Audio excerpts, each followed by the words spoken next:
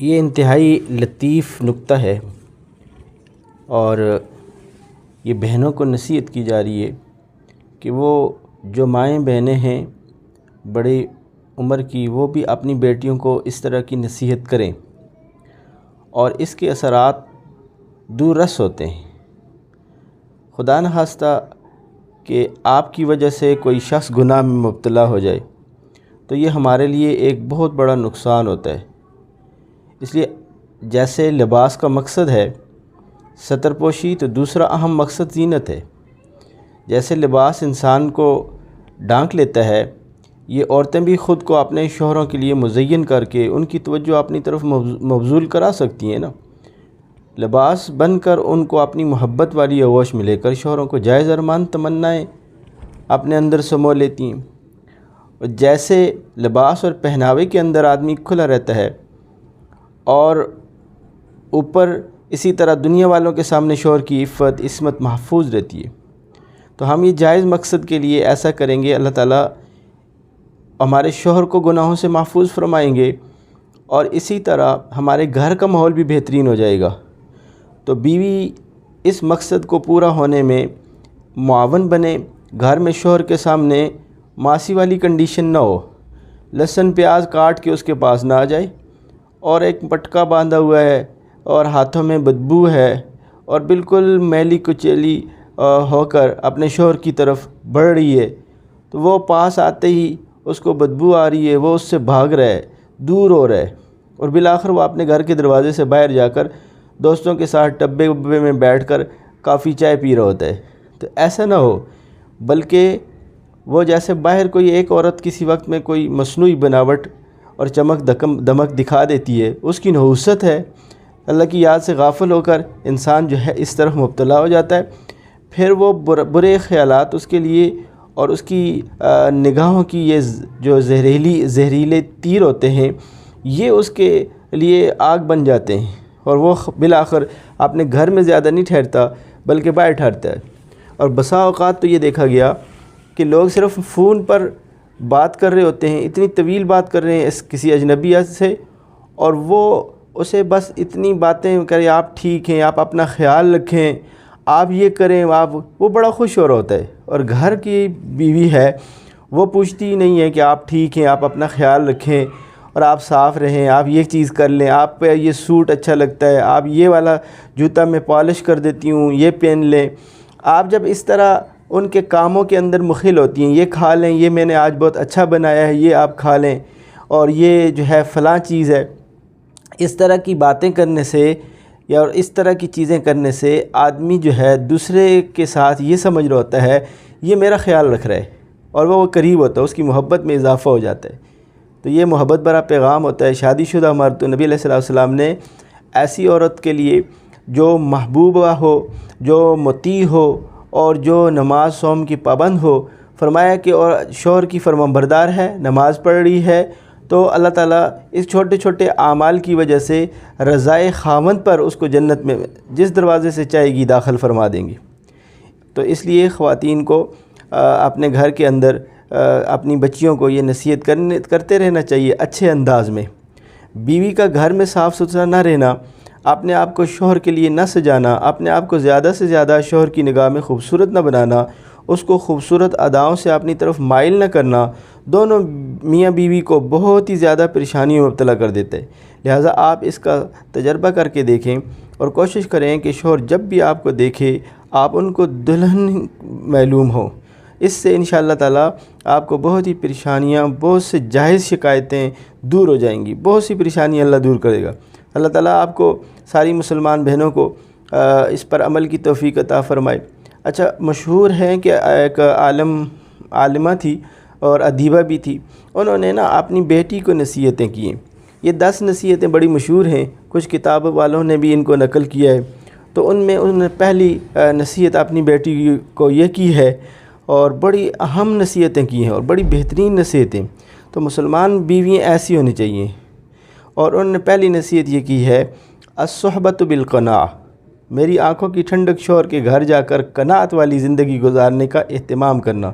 جو دال روٹی ملے اس پر راضی رہنا، جو روکھی سوکھی شوہر کی خوشی کے ساتھ مل جائے وہ اس مرغ پلاؤ سے بہتر ہے جو تمہارے اصرار کرنے پر اس کی ناراضگی سے دیا جائے۔ یہ پہلی نصیحت ہے، کیا کرنا ہے؟ قناعت کرنا ہے، آپ کو قناعت کے ساتھ زندگی بسر کرنی ہے۔ دوسری نصیحت کی ہے والمعاشرہ بحسن السمع والطاعہ، اس بات کا خیال رکھنا ہے کہ اپنے شوہر کی بات کو ہمیشہ توجہ سے سننا اور اس کو اہمیت دینا اور ہر حال میں ان کی بات پر عمل کرنے کی کوشش کرنا۔ اس طرح تم ان کے دل میں جگہ بنا لو گی، کیونکہ اصل آدمی نہیں، آدمی کا کام پیارا ہوتا ہے۔ آپ تو کیا کہا کہ آپ اتنی توجہ سے بات سن رہی ہیں، اتنی توجہ سے کام کو نپٹا رہی ہیں اور اچھے انداز میں اپنا رہی ہیں، تو یہ جو آپ کا کام کرنا ہے یہ ایک بڑا پیغام ہے محبت کا۔ آپ اچھے سلیقے کے ساتھ صرف ایک گلاس پانی ان کو پیش کر دیں، باہر سے تھک کے آیا ہے کوئی بندہ نا، تو وہ اتنا زیادہ بار بار سوچنے لگ جاتا ہے، بار بار اس کا ذہن خیال دیتا ہے کہ انہوں نے کتنا میرا خیال رکھا ہے۔ تو چھوٹی چھوٹی چیزوں پر اللہ تعالیٰ محبتیں پیدا فرماتے ہیں۔ وَتَعَدُّهُ وَتَعَدْهَدُ لِمَوْقِعِ عَيْنَيْهِ وَتَفَقُّدُ لِمَوْضِعِ أَنْفِهِ فَلَا تَكُ عَيْنُهُ مِنْكِ عَلَى قَبِيحٍ وَلَا يَشُمُّ مِنْكِ إِلَّا أَطْيَبَ رِيحٍ، اپنی زینت جمال کا ایسا خیال رکھنا کہ جب وہ تجھے نگاہ بھر کے دیکھے تو اپنے انتخاب پر خوش ہو، اور سادگی کے ساتھ جتنی بھی مقدر میں ہو جائے خوشبو استعمال کرنا، اور یاد رکھنا کہ تیرے جسم لباس کی کوئی ایسی بو یا بری حیت اسے نفرت اور کراہت میں مبتلا نہ کرے۔ ہاں، کوئی بھی ایسی چیز ہے جو ہم استعمال کرتے بدبو ہو جائے، یا بسا اوقات لوگ بتاتے ہیں کہ میں نے جو ہے نا ایسی بدبو کہیں نہیں دیکھی، پھر ایسے بندے کے ساتھ ایسی میں نے بدبو دیکھی تو پھر میں ان کے قریب ہی نہیں گیا کہ دوبارہ کہیں وہ بدبو مجھے نہ آئے، تو اتنے دور ہو جاتے ہیں، اس لیے اس کا بھی بڑا خیال رکھنا چاہیے۔ چوتھی نصیحت یہ کی ہے کہ وَالْكُحْلُ أَحْسَنُ الْحُسْنِ وَالْمَاءُ أَطْيَبُ الطَّيْبِ،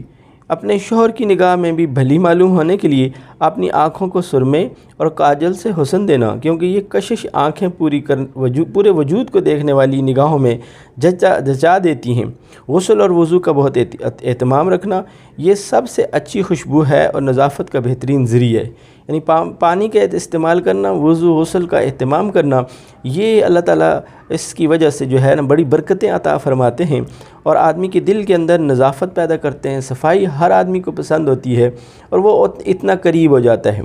التعہد لوقت طعامہ والہدو عند منامہ فإن حرارة الجوع ملہبۃ وإن تنغیص النوم مغضبۃ، ان کا کھانا وقت سے پہلے اہتمام سے تیار رکھنا، کیونکہ دیر تک برداشت کی جانے والی بھوک بھڑکتے ہوئے شعلے کی مانند ہو جاتی ہے، اور ان کے آرام کرنے اور نیند کرنے کے اوقات میں سکون ماحول بنانا، کیونکہ نیند ادھوری رہ جائے تو طبیعت میں غصہ اور چڑچڑا پن آ جاتا ہے۔ آپ جب بھی آرام کرنے آپ کی صرف آواز یہ آ جاتی ہے نا کہ بھائی میرا شوہر سو رہے ہیں، آپ ان کو نہیں، بچوں کو آپ کیسے کہہ رہی ہوتی پیار سے، تو یہ کان کے ساتھ ٹکرا کے آواز بھی یہ بتا رہی ہوتی ہے کہ میری نیند کا بڑا خیال کیا جا رہا ہے اور میری نیند کا جو ہے نا اہتمام کیا جا رہا ہے۔ اسی طرح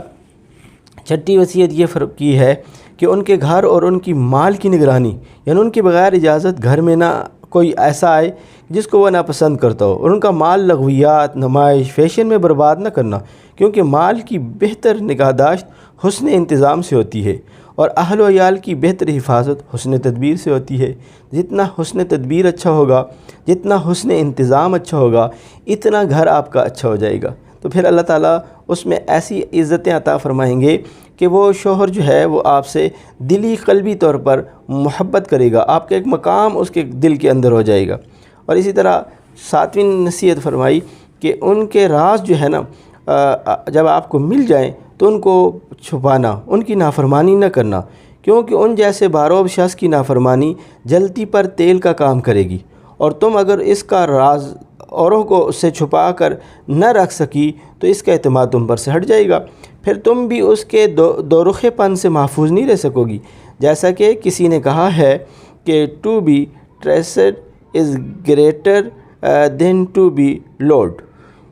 ٹھیک ہے، یعنی جو بھی بندہ دوسرے پر اعتماد نہیں کرتا تو پھر اس پر بھی اعتماد نہیں کیا جاتا، تو پھر وہ اعتماد کھو جائے گا۔ جب اعتماد کھو جائے گا تو پھر آپ کو ایسی نصیحت کا فائدہ ہی نہیں ہوگا، آپ کو ایسے کام اور ایسا راز وہ آپ کو بتائے گا نہیں، وہ اپنی باتوں کو اب سیکرٹ رکھے گا اور آپ تک کو خبر نہیں ہونے دے گا۔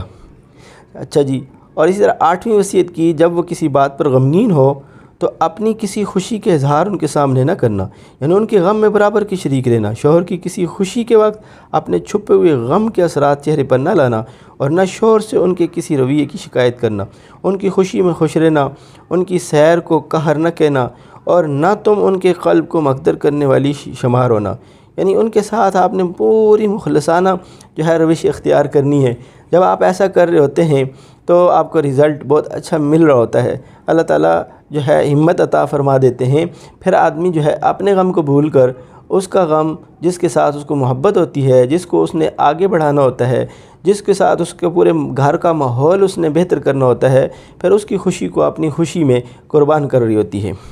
اگر تم ان کی نگاہوں میں قابل تکریم بننا چاہتی ہو، یہ انہوں نے 9ویں وصیت کی، تو اس کی عزت اور احترام کو خوب خیال رکھنا اور اس کی مرضیات کے مطابق چلنا، تو اس کو بھی ہمیشہ ہمیشہ اپنی زندگی کے ہر مرحلے میں اپنا بہترین رفیق پاؤ گی۔ ہاں جی، آپ کو عزت پانی ہے، تکریم کرنی ہے، تو آپ اتنی عزت احترام کریں اور اتنی ان کی خوشیوں کے اوپر جو ہے نا چلنے کی کوشش کریں، تو آپ کے ہر مرحلے پر وہ آپ کو اپنا بہترین رفیق سمجھے گا، اور اس کے ساتھ ساتھ وہ آپ کی بھی بہت زیادہ عزت کرے گا۔ ٹھیک ہے، آپ جتنا محبت دیں گے وہ محبت آپ کو بھی ملے گی، جتنا احترام عزت دیں گے وہ عزت احترام اور عزت بھی آپ کو ملے گی۔ اسی طرح کہتی ہیں میری آخری نصیحت ہے، اس کو اپنے پلو باندھ لو اور اس پر گرہ لگاؤ کہ جب تم ان کی خوشی اور مرضی کی خاطر کئی بار اپنا دل نہیں مارو گی، ان کی بات اوپر رکھنے کے لیے، خواہ کہ تمہیں پسند ہو یا نہ پسند، زندگی کے کئی مرحلوں میں اپنے دل میں اٹھنے والی خواہشوں کو دفن نہیں کرو گی، اس وقت تک تمہاری زندگی میں بھی خوشیوں کے پھول نہیں کھلیں گے۔ اے میری پیاری اور لاڈلی بیٹلی، ان نصیحتوں کے ساتھ میں تمہیں اللہ کے حوالے کرتی ہوں۔ اللہ تعالیٰ زندگی کی تمام مرحلوں میں تمہارے لیے خیر مقدر کرے اور ہر برائی سے تم کو اللہ تعالیٰ محفوظ کرے۔